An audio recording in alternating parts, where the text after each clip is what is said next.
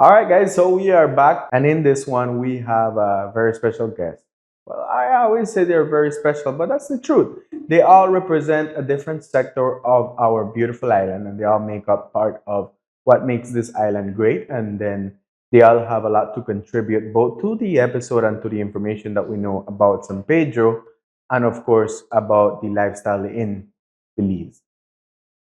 Without further ado, we also have our friend Hi, Rachel Jensen, the gringa. and we have Nick Scavone. He is the chairman of the BTIA chapter of San Pedro. So, Nick, let's start off with I personally didn't do any research prior to this about the BTIA because I wanted for it to be a learning experience for myself too as well. So, tell us for people like myself who are out there who have no idea what the BTIA is. We all know what the BTB is. We just don't know what the BTIA is. Tell us. Well, the BTB is a function of government. That's part of the Ministry of Tourism. The BTIA is an industry group. We are the only industry group similar to like a BHA or Lions or those things, but we are an NGO. We're a registered NGO.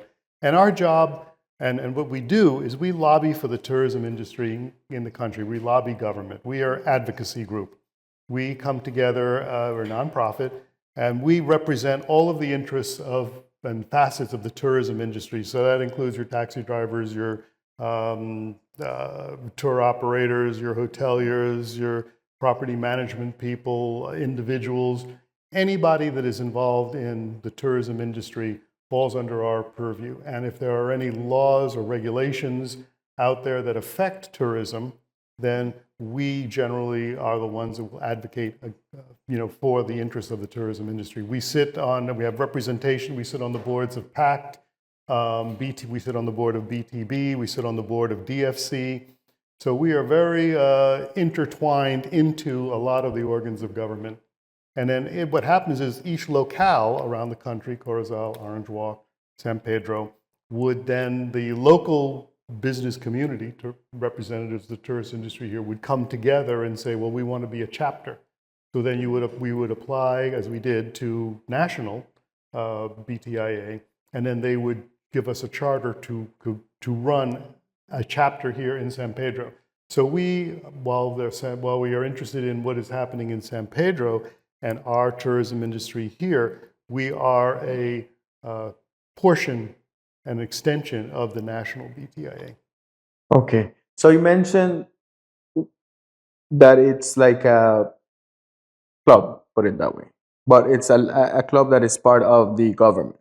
And I break it down that way, or would it be a different way? No, we're not part of the government. We are our own NGO. Okay. Right? We're a non-governmental organization. So we're not in any way part of the government, but what we are, because we're the only NGO that is able to advocate for the industry. We lobby the government on behalf of the tourism industry. So we have and for our membership. So the members tell us basically what to do, and up at the board level, because we are an NGO and because we do represent the tourism industry, and the tourism industry is such an important industry in the country, the other governmental agencies, PACT, Holchan, DFC, BTB, as you know, a lot of other organizations have representation on those boards, so that when those boards perform their governmental duties, they're able to get input from stakeholders. Well, we represent the tourism industry on those boards. And you mentioned something important: members. Yes. What is it like or how do you go by being a BTIA member? Can just a regular taxi driver be a part of the BTIA, or somebody in a real estate office? How do they go by being a part? Anybody can be a member. And I say that it's a matter of just coming in, filling out the application. It's $200 a year, and you can become a member. And that has certain benefits. You do get a discount if you go to other members' places. I don't know that people become a member just for the discount, because it isn't really all that great. But what it does is it gives you a voice. If you have, say you're a taxi driver and you discover that there's some rule or some law or ordinance that has come out that is not favorable to you or is impacting your business, say they said that all taxis have to be green for something, just as an example. And this was something that really was not a good idea for the taxi drivers and all. So you could, as a member of BTIA will hear you, and we hear you anyway, but it was good for our members to come up and say, listen, this is going to hurt tourism. We can't afford to have all green taxis. For whatever reason, it's a burden on the little man, and it's not something that's going to be conducive to promoting tourism and our tourism industry so that people can prosper with it.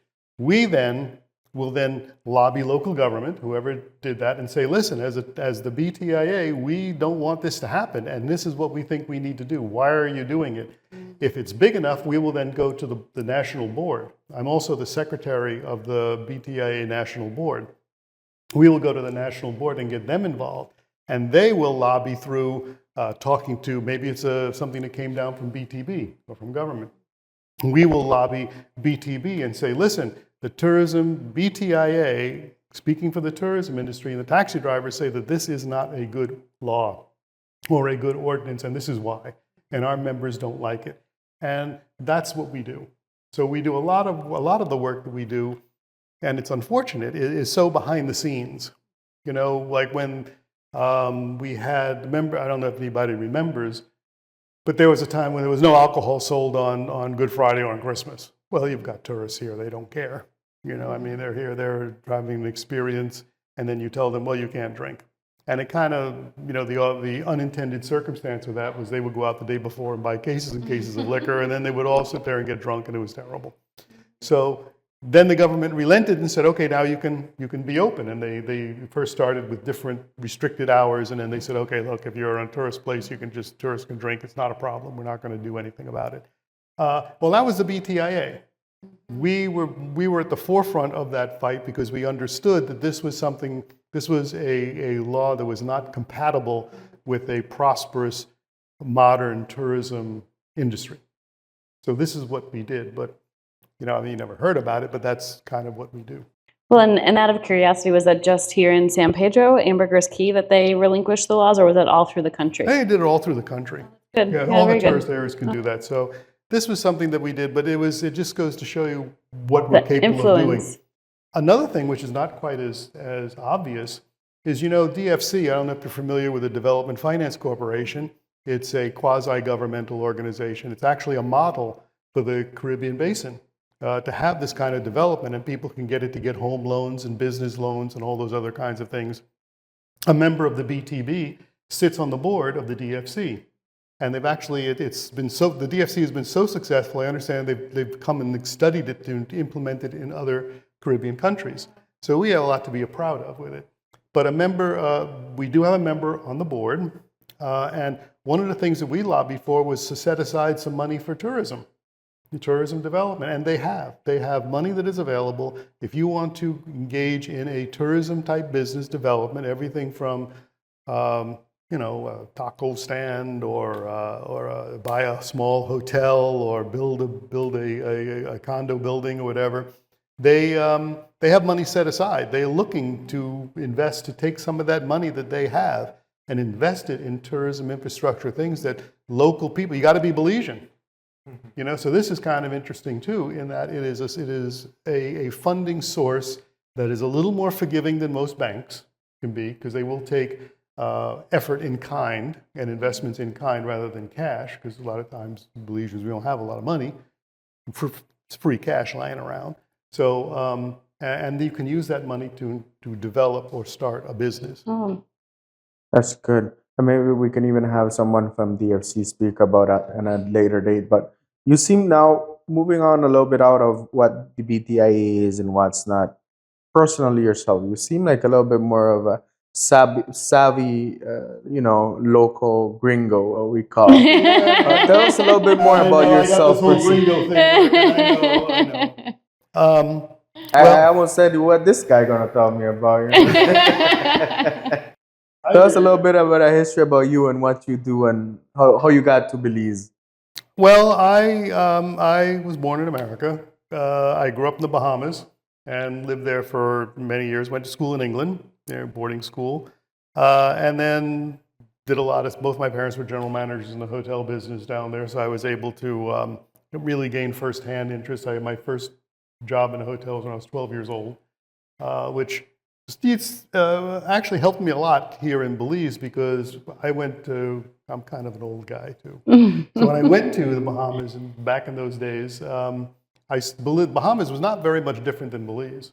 Nassau, even though it had probably more people, really was seasonal. It was smaller places, and I was there just at the cusp of development. So, the summer was dead, season was great, and that was it. But I watched them develop, and I saw a lot of the positive and a lot of the negative things that happened. And because I was in the industry from an early age, and my parents were in the industry, I was able to get a really good insider's view of what actually transpired and some of the good parts and some of the bad parts. Because of the nature of the Bahamas at the time is much like Belize. I mean, here in Belize, the beauty of it is, you want to go, if you can find time in his schedule, you can go talk to the Prime Minister.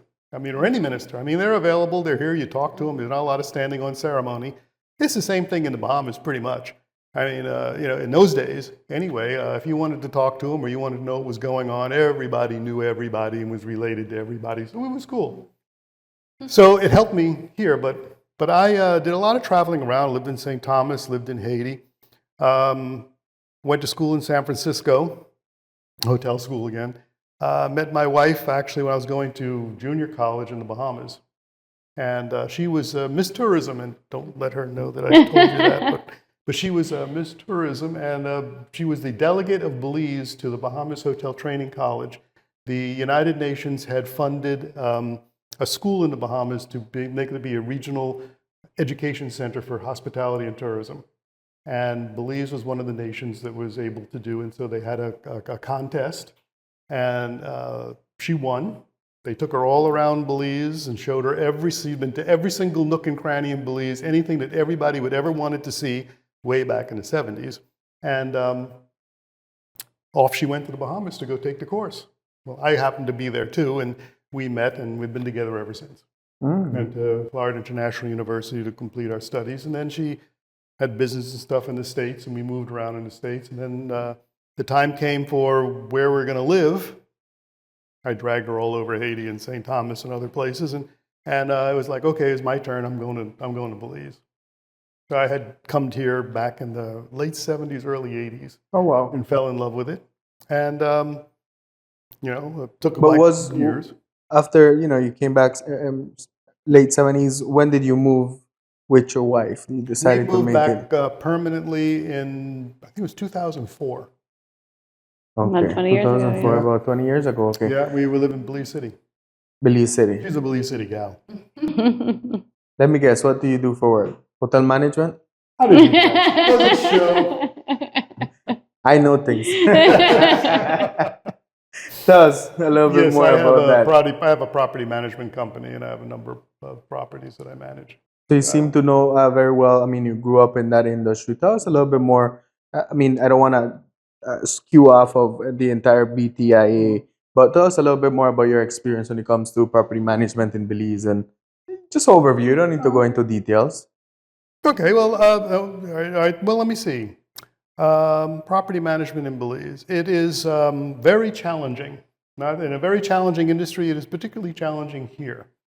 Not that there are any, I say, roadblocks or deficiencies inherent in Belize. I mean, you hear people talk all the time about, oh, you can't get anything done in Belize, and oh, they're so slow to do stuff. Well, my experience, having done hospitality management and been a consultant all over the world for this, is that it's like that everywhere. I don't see any different. Okay. The problem we have here in Belize is one of capacity. We have just as many smart people here and as many same laws and rules and regulations as they do everywhere in the world. And yes, there's ways to circumvent them, and some bad players will do that. But I found that the main thing is capacity. We just don't have enough people. We are a small population, and it just is not enough people to go around. The hospitality industry and the tourism industry sucks up a lot of people. It offers a lot of opportunity for people. And there's a lot of different ways that you can enter the industry and gain benefit for the industry. But I don't know that if you look at the demographics, you look at, say, people under 20 is a significant portion of the population. So that means that there's only like 400,000 people, a little under 400,000 people, they say that we got. Mm-hmm. Out of that, if you take away people who work for government and take away people that are in the agriculture industry, which is a thriving industry now, again, and you take away the people under 20, that doesn't leave a whole lot of people, left to be your front desk clerks and your middle management, and your general managers. And one of the things that we suffered from here is the nature of the business. In the Bahamas and in St. Thomas and to some degree in Haiti, there's more hotels and less condo hotels. A lot of our basis is in the condo hotels. Condo hotels are a different animal than a pure hotel. A pure hotel has to, they're all in. They have to put heads on beds. They run things differently. Their staffs are bigger, and they are more responsive to changes.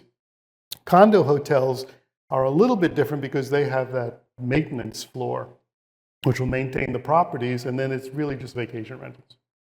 So because of that, and because it's a developer who has condos, and then maybe a management company or a developer that has a management company that does it, it doesn't, and then because we have a lot of family businesses, it doesn't leave a lot of room for people to grow. There's not a lot of room to fill in. They're not of a size to fill in with middle management. I taught at Galen for 3 years. I wrote the hospitality program, undergraduate program there, and taught it for 3 years. And I understand it did stop for a while, and that's why I left and came here. But they have another one there now. And one of the problems that they had was with my students was that, okay, I go ahead and I get a degree in hospitality. Where am I going to get a job? I can get a job as a front desk, but will I ever be a general manager? We don't have the large enough hotels and enough critical mass at the time to really make that a career path for somebody. Now we do. I think we're getting to that point. We have the Elias of the world, which are large and can have like a department head, an assistant department head. We have, the Mahogany Bay is a big thing. We've got Grand Caribe, which is a big diversified, even though it's a condo hotel, it's run like a true hotel, and there's managers and supervisors, and there's a career path. Sometimes the Sandy Point resorts too also have a career path for people. I mean, in my own experience, I've taken guys who work raking on the beach. And they've come to me and they said, I'd really like to do something different. And I said, well, you're really a good guy, and you speak well, and you handle yourself well. And, well, let me try you on the front desk. Trained him for the front desk and did well at the front desk and moved the reservations, did well in reservations, and he became a property manager in my own company. My own company is only Belizeans, and they're people that I've taken, that I've known and worked with in the industry, and eventually, because I got this whole old thing working right now too. I'm not going to be around long, and when it's done, it's their guy. They're the ones that are going to take that over. Yeah. Not me. So it's having that path. Once we have a more defined path and more hotels, larger hotels grow up, we'll lose a little bit of our innocence, as you were. But on the other hand, we'll gain the people will gain so much more because there'll be a greater path for them. Like for instance, the collection in Hopkins and down. Oh, sure, in the that Belize area, collection. Creek. Yep. Yeah, Mhm. Belize collection.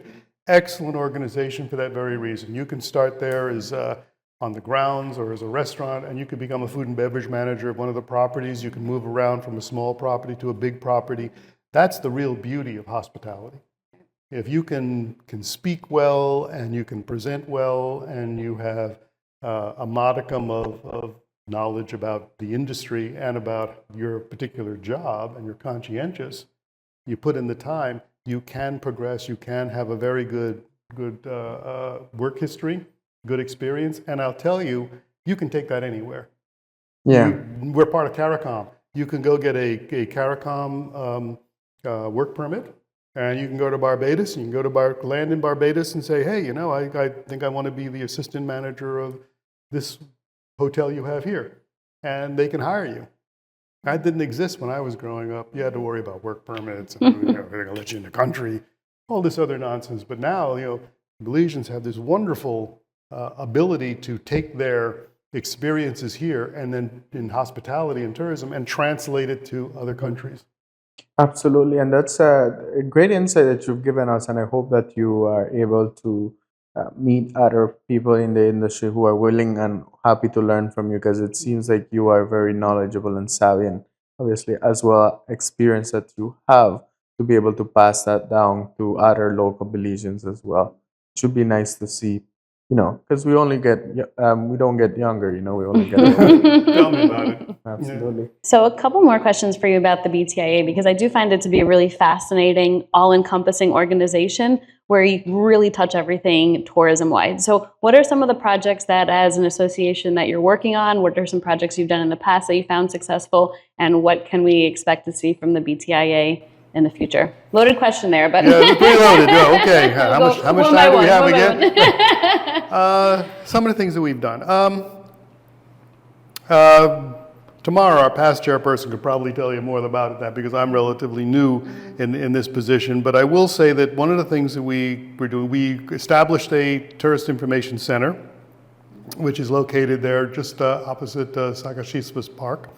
And that was really kind of one of the first tourism information centers. And since then, the BTIA National has been promoting tourism information centers at the other chapters around the country and trying to bind them together to make them a little more comprehensive and a little more interconnected, because it really does help serve a great purpose in the community and acts as a nice extension to the BTIA, the local BTIA chapter. And it helps, anything that helps our visitors interact and learn about our members. For instance, if they come in and there's tours, we will first, of course, use we'll first recommend our membership. If there's a car rental, they want to rent carts, well, we'll go ahead and we'll recommend our membership first. If our membership is not able to do anything, then we will fall back on whoever else is available in the community. So we really do work for our community. We really try to do that. We, as an advocacy group, one of the things we've been trying to get involved in now is helping the mangroves. The destruction of the mangroves. So we have been trying to spend the time, it's been very busy here on the island, as I'm sure everybody is aware, to get with and help that effort. We have already talked with the town board. We've had meetings with them about all the big dump trucks and coming up with various solutions in order to have the dump trucks, be a little more mindful of traffic to try and help it, because they do represent an ongoing hazard to the community. It makes life very difficult trying to get around. They are dangerous. Sometimes we think that the trucks probably are not in the best of shape. So this is a community-wide issue that we want to address. One of the things that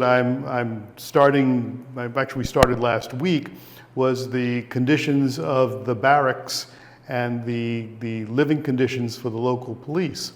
I went and inspected the room. We got a quote to fix that up, and I don't know if your viewers remember, but I think it was about 10 years ago, the community got together and built one of those buildings, those barracks, for the police, and everybody got together. So one of the things we want to do is see if we can revive that, get everybody together. We're going to put out a Facebook page. We're going to put out a call to action, maybe have a meeting, and see if we can get donations of material and money in order to go ahead and fix that up. So the fellas, right now they take a shower, and there's, the way the bathrooms are, they're terrible. The floors are all leaking. If you don't have to worry about turning on the water to take a shower if you're in the bottom one, because the top one leaks so bad you're going to get wet anyway.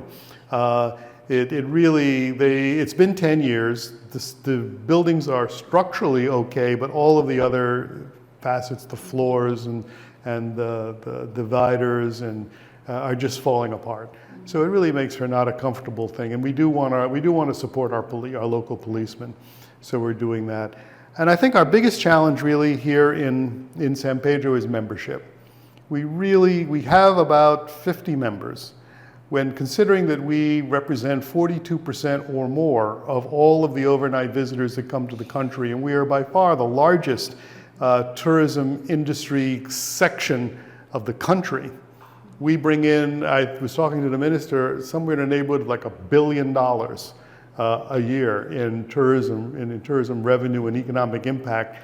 And the best we can do is 50 members. I mean, Placencia has more than that. Corozal has more than that. It's the level of community involvement really is not where we would like it to be. We want to hear from members. We want to hear from the industry. We want people and local businesses to come together and talk to us. We have a Facebook page. I'm accessible. My number's on the Facebook page. Anything. We really want to hear from. We want people to participate. We want to hear what's going on. And we want people to get involved. I understand that everybody's busy. We're a very busy island. Season was outrageously busy. And it's almost, thank God, it's September coming into October because, boy, we needed the break. And I know it's really hard to break away. But if there's anything that anybody can come up with that would help any small business, large business to participate, that would be great because your voice is important. If there's things that are not right or things that are affecting your business, from a tourism point of view, we would like to know about it. We will escalate it right up to national and take it. So these are the kind of things that we're constantly, San Pedro chapter gets beat up about because we're such a large part of the industry, but yet we have so little representation when it comes to national. And I think that there's a lot of things that we would like to do.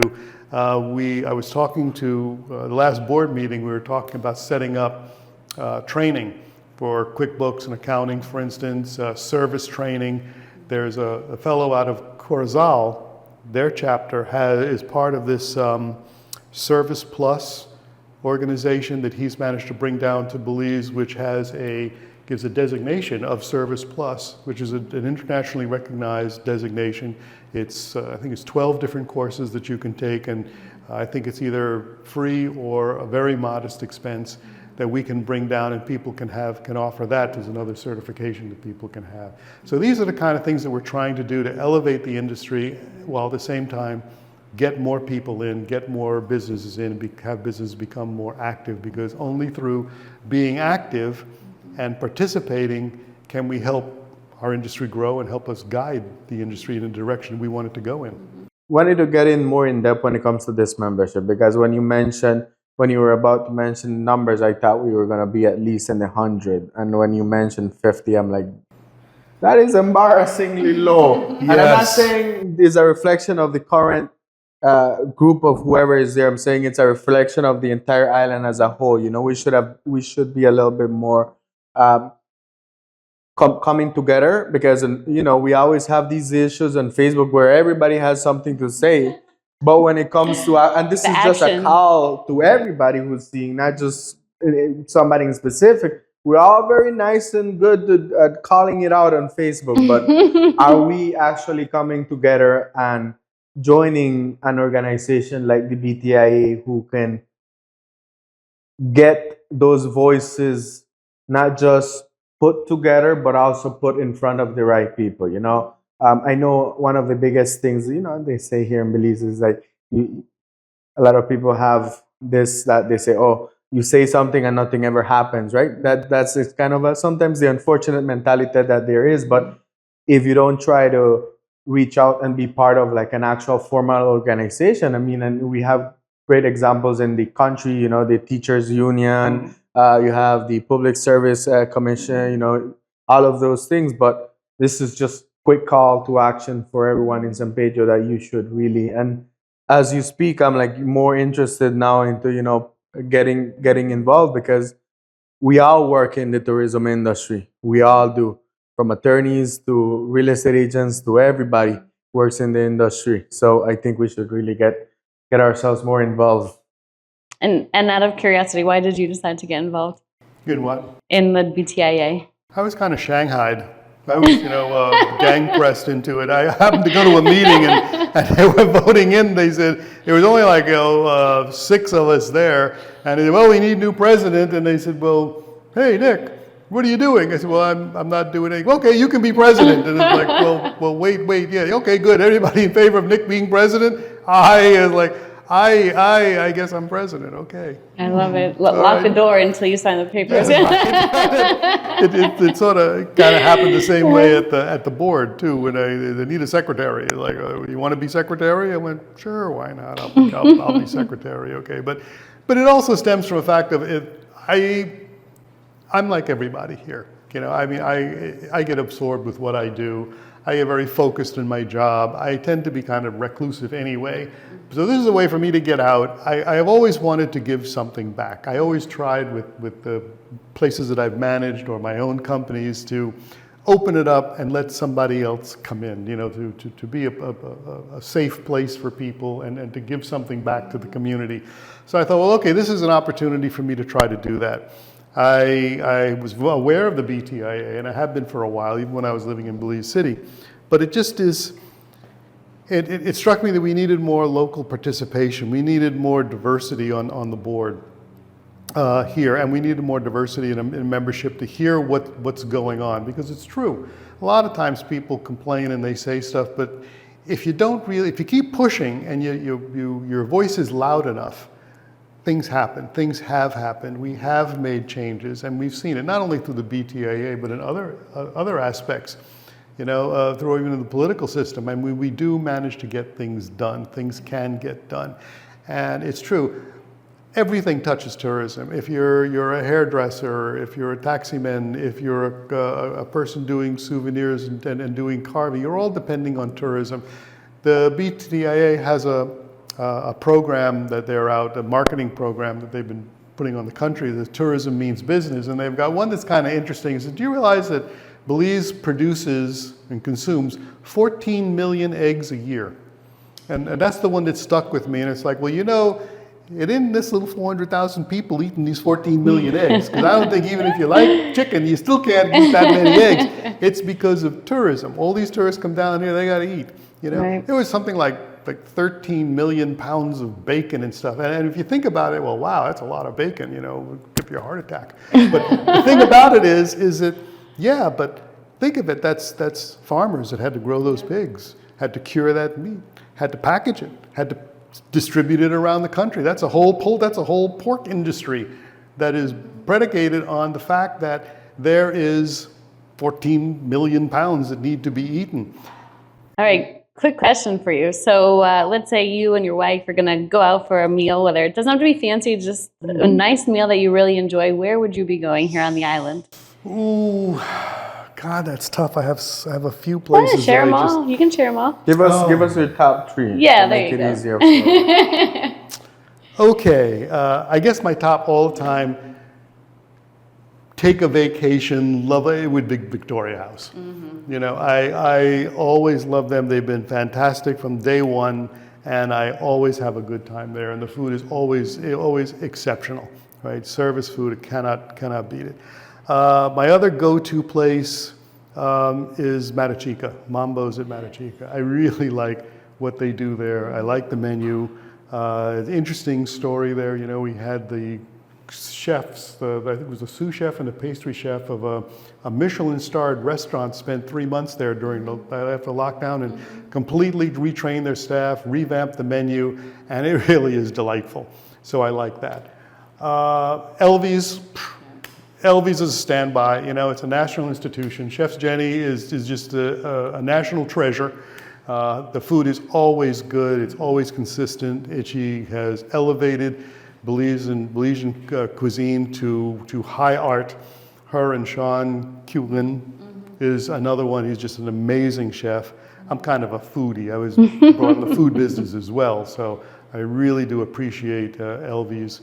And it's just so many others. I mean, depending on different things. If you want some casual stuff, I used to like Rum Dog a lot because they have fantastic, they have some of the best tortillas. Yeah. So everybody has their own niche, and everybody has their own specialty that is good.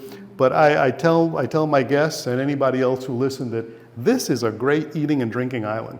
We have fantastic food here that covers the entire gamut of food. We have excellent Indian food. We've got great Caribbean food, great local food. I mean, everything from a really great plate of rice and beans and a few tacos, all the way up to, you know, sirloin steak. So we are, the Belizean culinary expertise and depth of talent is, I would say, on par with anywhere in the world. And I was worried about that with the lockdown. I thought, oh my God, we were doing so well and now everything's closed, and will people run off and not do something else? And I was not only pleasantly surprised, I was, you know, pleasantly shocked that when we opened back up again, it's like, I don't know what these people were doing during lockdown, but they must have all been practicing in their kitchens. Everybody was cooking. Yeah, everybody was cooking because the food was great, and we have such fresh food. You know, I mean, our produce is great, it's fresh, it's all organic, you can't beat it, so. But that's it. I mean, like I say, if I had to pick three, it would probably be Elvis, Matachica, and Victoria House. You know what's a funny thing that I say about Victoria House? It's the one place you can take off your sandals and rub some actual grass. You can do that in Matachica now, though. Oh, really? Yes, I was surprised. He completely put in grass all over the place now. He's done some amazing work. He's always improving. And it's funny, and I mentioned this because I do a condo monthly updates, and in one of them recently it was Margaritaville, and one of my comments on it was like, you know, one thing about Margaritaville, it is farther out, but you know how much green grass they have? And I actually made that comment that the only next place that I know that you can actually find grass is Victoria House, because, you know, but now good to know. Last time we haven't been to Matachica in forever, but I guess I gotta go back for the brunch. Sunday brunch. I think they're closed for October. Oh, yeah, right? they're closed for Yes, October. yeah, they're closed for Back up in October. November. But the funny thing about Margaritaville, you know, there's a cenote in the back. Yeah. Did you know that? It's like 30 feet wide, 30 feet deep. And I was talking, because I was involved when it was Sueno del Mar, and the person was telling me that for like 10, 15 years, they use it for the irrigate the grass and everything. They said it's never lost any water. Apparently in the northern part of the island, there are a lot of cenotes up there. Yeah, it's the first one I ever saw, though, and it's amazing. It's like perfectly round. Wow. And it's really great water. It's only slightly brackish. Yeah, it's really great. So That's very so interesting. here's a fun fact. I've been around Belize so long is that when I first got to the island, first step foot on this island, the first thing I saw was a sign that said future home of Victoria House. Oh, wow. So you've been here for a while. And since you've been here for a while, what are the, coming out of just from, not just in San Pedro, but what are your favorite activity to do here in San Pedro? And again, if you can't narrow just one, give us a couple options that you think that are certainly worth. Because this is one of the questions I always see, and I don't know if you know, but I manage a Facebook group which is very big. It's almost 36,000 people. Really? Yes, San He's Pedro. pretty popular, yeah. Oh, yeah, He's pretty yeah, well yeah. known. He's pretty famous, this guy. But that is one of the biggest questions I always get in the group. It's like, what are the must-dos activities in the island? And I mean, I guess you probably have seen and done them all. What would you absolutely tell people they need to do? Well, if you're coming to the Key, obviously you need to snorkel and dive, because our great claim to fame is the reef. It is amazing out there. I mean, in all its diversity, if you're a deep diver, shallow diver, snorkeler, basic swimmer, go to the reef, see the reef, go there. The marine life and the vibrancy of the reef really is unmatched anywhere. And like I said, I grew up in the Bahamas, so I'm used to beaches. I mean, real beaches with, and Bahamas has the third largest barrier reef in the world. And I tell you, it is nothing compared to the Belizean reef. It's amazing like that. I think we do ourselves a bit of a disservice in trying to market ourselves like we do in the Caribbean, because we're not a Caribbean island, we're a Belize island, and we are just so unique in that aspect.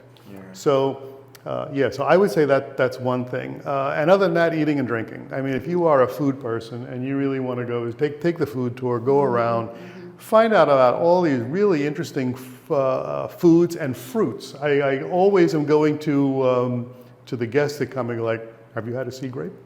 do you know what a sea grape is? No, we happen to have two really big sea grape trees, and I'll go, well, here, try these.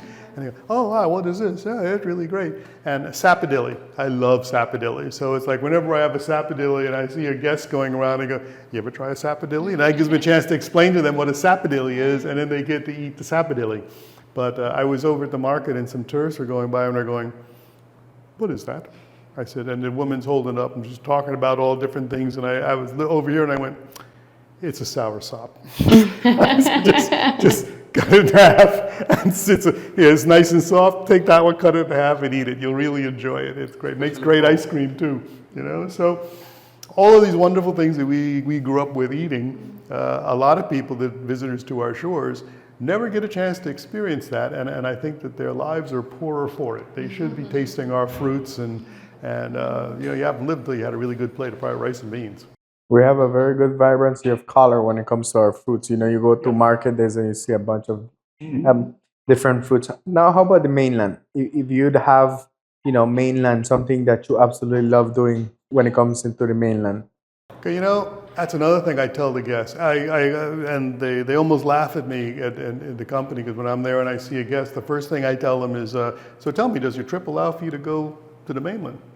And they go, well, you know, not this time. I go, when you come back, you got to go to the mainland. I said, because this is nice, this is it, but you want to see Belize, then you have to go to the mainland and see Belize. You have to see our Mayan sites. You have to walk in our jungles. You got to go see, you know, the waterfalls and the zip lining and the cave tubing and all of those wonderful things. And you just to look at the people and how the people change and how how the differences that you get from one area to the other. And it's just, it's amazing. And I always tell people, if you're going to go there, first is the Mayan site. Pick any site. They are all breathtaking. They're all beautiful. If you have the time, you'll go to like Lemonai. Lemonai is amazing, right? Even Calpech, though, is very nice. You can drive right to it. It's pretty easy. So if you're on a short tour or you're driving yourself around, you can just go and see Calpech. If you get a chance to, is cave tubing. Is another really great sport, not too athletic. It doesn't require a whole lot, but there again, you get the sense of nature and of jungle up close, and just the beauty of the river and the forest is something that is uniquely Belizean in a way. We are kind of like, you know, nice compact country. We can do that. If you're more adventurous, I always tell them, go do caving. You know, go to the ATM. I mean, really see what it's like. I've been to caves in Switzerland and in the States and in different places, and yeah, they're nice, but there is something visceral about getting into the ATM or one of those caves, because you got to fight to do it. And when you get down there, it's really amazing how you get a sense of history and of time. So yes, I always tell people, go to the mainland, go see all of Belize. Another thing I also tell people to do if they're in the mainland is go to the Belize Museum. Yeah. Oh, I didn't even know it existed. Oh my God. The one that was the old jail, right? Yeah. In the city? Yeah, it's on the grounds of the central bank, so it's only open when the central bank is open. But they have different things. Like I was there one time, they did the whole thing on the Maya. They told you everything of the Maya from like 3,500 BC all the way up. And all the artifacts and the pictures. They had one there that was on slavery. And I didn't realize what slavery was like in Belize and how horrible it really was. And they had all of the old things and what they did and the various people. And my wife is looking and is going, oh yeah, I know that family. You know, the family, they're still here. And there was another one they have, the lady McField, they have her bug collection, and her bird collection was the one that was going to come next. And they have all the different birds of Belize, and they have them taxidermied. So you can see them, and they tell you all about all the different birds. You get to see them up close. And she has an insect collection that is amazing. I mean, it's just, you did not realize how bad some of the bugs here can be. Oh my God. They are just unbelievable. But she was just a fantastic lady in the way that she collected different things. But anything that they have is always very well presented, very well curated, and I always highly recommend people to go to for people that live here, is check out the Bliss. The Bliss? Bliss Been Center. to the Bliss Center? Where have you been? I don't know, on this rock right over here? You need to go over to Belize City, man. Yeah, they had They have sometimes like the Philippine Philharmonic Orchestra. They Oh, have that's the big concert hall, Yeah, the the big Thai- stadium thing. yeah, Oh, the- we the- go past right all the time to go into the heart. the Thai ballet. They have people. The Taiwanese will come sometimes. They had the Trinidadian Junior Philharmonic Orchestra one time. I mean, they have fantastic cultural events. One final question for you before we wrap up here. Let's say one day Mayor Wally is like, you know what, you are doing so great with the BTIA. I'm going to resign and you're going to become mayor of San Pedro. God, no! And I would just run for the hills. You're locked in the room at this point together. You're locked in the room and they're just passing the baton to you. What is one thing that you would like to focus your efforts on here on the island to better it, to have the change you'd like to see? What is something that is important to you that you think would be beneficial to the island? Zoning. I would really push hard on setting up zones for residential, for commercial, for places where you can only develop, that are set aside to develop like tourism type industries, other agricultural if necessary, or those kinds of things. Because I've always felt that you have to maintain the value of people's property. I think, the island is big enough, and we're now expanding to where there's going to be opening up new areas because of all the roads that we're building, where land is still affordable to the average Belizean. And I think it's vital that we get to the point that there is property, good property, that the average Belizean can afford to build their homes on. And I think once somebody goes to all the trouble and all the expense of building a home, then the value of that home must be protected. And the only way you can protect it is by saying, if that's a residential area, it stays a residential area.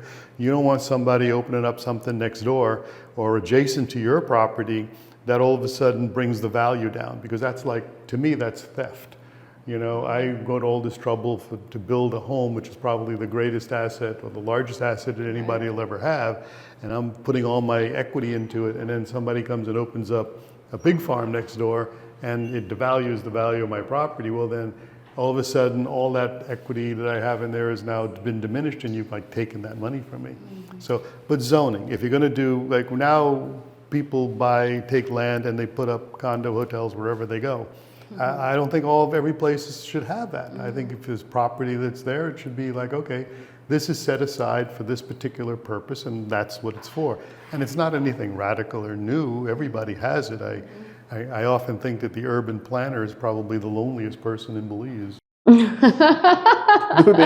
Is there urban planners? Because that's one thing that I would, a lot of new areas are popping up in the island, and it would be nice to be able to say, okay, this square block here is only going to be for commercial only, and you're not going to be able, let's say for example, I have build my home here in this other property. I don't want a gas station to open up in the back of me, or a golf cart rental or place. a golf cart, or a garage, or a guy who fixes warehouse, a guy who fixes refrigerators, and you have 10 refrigerators dumped in the front. That type of.